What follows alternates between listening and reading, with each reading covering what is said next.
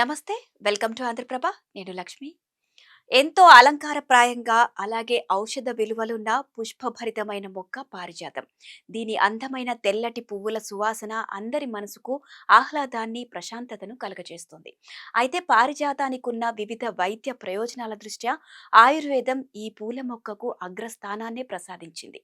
సాధారణంగా పారిజాతమని లేదా రాత్రి పుష్పించే మల్లిక అని దీన్ని పిలుస్తుంటాం. ఈ పుష్పభరిత వృక్షం భారత పురాణాల్లో మరియు జానపద కథల్లో ఓ మహత్తు కలిగిన స్థానాన్ని కలిగి ఉంది. భగవద్గీత, హరివంశ పురాణాల్లో పారిజాతం యొక్క దాని పూల ప్రస్తావన ఉంటుంది.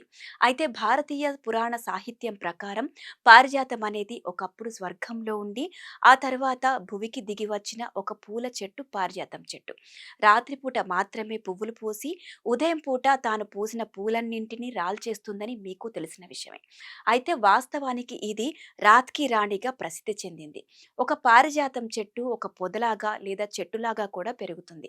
పారిజాతం చెట్టు 10 నుంచి 11 మీటర్ల ఎత్తు వరకు పెరుగుతుంది.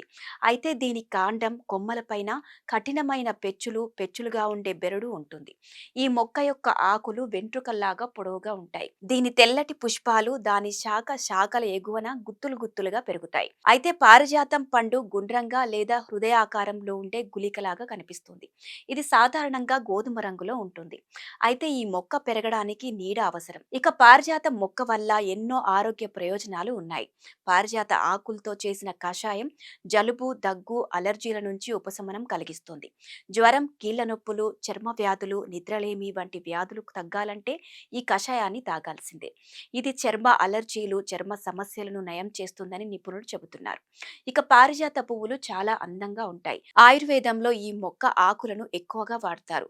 పూలు, బెరడు కూడా ఔషధంగా ఉపయోగపడతాయి. పారిజాత ఆకులతో చేసిన కషాయం జలుబు, దగ్గుకు ఔషధంలాగా పనిచేస్తాయి. అలర్జీల నుండి ఉపశమనం కలిగిస్తుంది. జ్వరం, కీళ్ల నొప్పులు, చర్మ వ్యాధులు, నిద్రలేమి వంటి వ్యాధులు నయం చేయడంలో పారిజాతం ఎంతో ప్రయోజనకరంగా ఉంటుందని నిపుణులు చెబుతున్నారు. ఈ కషాయంతో ఎలాంటి ఉపయోగాలు ఉన్నాయో ఇప్పుడు తెలుసుకుందాం. పారిజాత కషాయం. పారిజాత ఆకులతో చేసిన టీ కూడా రోగనిరోధక శక్తిని పెంచడంలో సహాయపడుతుంది. చలికాలంలో జలుబు చేస్తే చింతించాల్సిన పని లేదు. పారిజాత ఆకులతో చేసిన కషాయాన్ని తాగితే చాలంటున్నారు ఆయుర్వేద నిపుణుడు. పారిజాత కషాయం తాగడం వల్ల ఎంతో మేలు జరుగుతుందని, శరీరానికి వేడిని కూడా అందిస్తుందని వైద్యులు అంటున్నారు. పారిజాత ఆకులను వేడి నీటిలో 10 నుంచి 15 నిమిషాలు ఉడకబెట్టాలి. ఆపై మిరియాలు, కొద్దిగా ఉప్పు వేయాలి. జలుబుతో బాధపడేవారు ఈ వేడి కషాయాన్ని తాగాలి. ఇది చాలా ఉపశమనాన్ని కలిగిస్తుంది. ఇక ఆస్తమా, శ్వాసకోశ సమస్యలతో బాధపడుతున్న రోగులకు పారిజాతం చాలా ఉపయోజనకరంగా ఉంటుంది. పొడి దగ్గు నుండి ఉపశమనం పొందడానికి పువ్వులు, ఆకులతో తయారు చేసిన టీని తీసుకోవడం మంచిది. ఇది ఆస్తమా లక్షణాలను తగ్గించడంలో కూడా సహాయపడుతుంది. కావాలంటే ఈ టీలో టీ స్పూన్ తేనె కలుపుకొని తాగొచ్చు. ఇక పారిజాతం వల్ల ఇంకా చాలా ప్రయోజనాలు ఉన్నాయి. ఈకోలి వంటి క్రిములతో పోరాడే సామర్థ్యం దీనికి ఉంటుంది.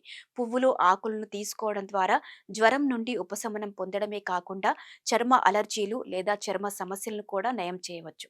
ఇలాంటి ఇంట్రెస్టింగ్ వీడియోలతో మళ్ళీ కలుద్దాం. మరిన్ని అప్డేట్స్ కోసం మా ఛానల్ని ఫాలో అవ్వండి.